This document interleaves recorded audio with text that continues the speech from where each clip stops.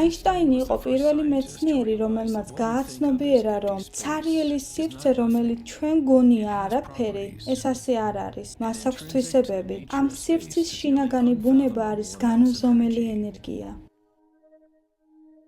ცნობილმა ფიზიკოსმა რიჩარდ ფეინმანმა ერთხელ თქვა: სივრცის 1 კუბურ მეტრში არის საკმარისი ენერგია, რომ მოხდეს მსოფლიოს ყველა ოკეანის დუღილი. უდიდესმა მედიტატორებმა იცოდნენ, სიმშვიდეში იმალება უდიდესი ძალა.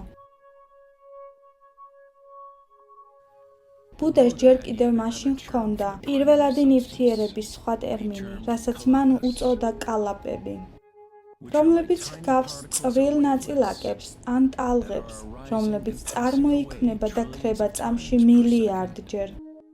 ამ გაგებით რეალობა ჰოლოგრაფიული კინოკამერის ჩარჩოების სერიას გავს, რომლებიც სწრაფად მოძრაობენ და უწყვეტობის ილუზიას ქმნიან.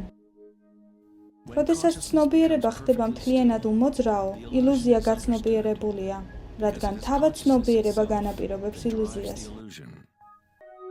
აღმოსავლეთის უძველეს ტრადიციებში ათასობით წლის განმავლობაში ითვლებოდა, რომ ყველაფერი ვიბრაციაა. ნადა ბრაჰმა, სამყარო არის ხმა, სიტყვა.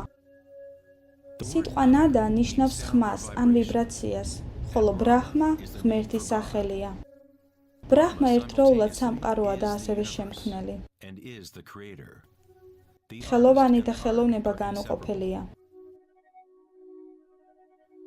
უპანიშადებში, ძველი ინდოეთის ერთ-ერთ უძველეს ჩანაწერში ნათქვამია: შემოქმედი ბრაჰმა ლოტოსზე ბრძანდება, თვალებს ახელს და სამყარო იქმნება.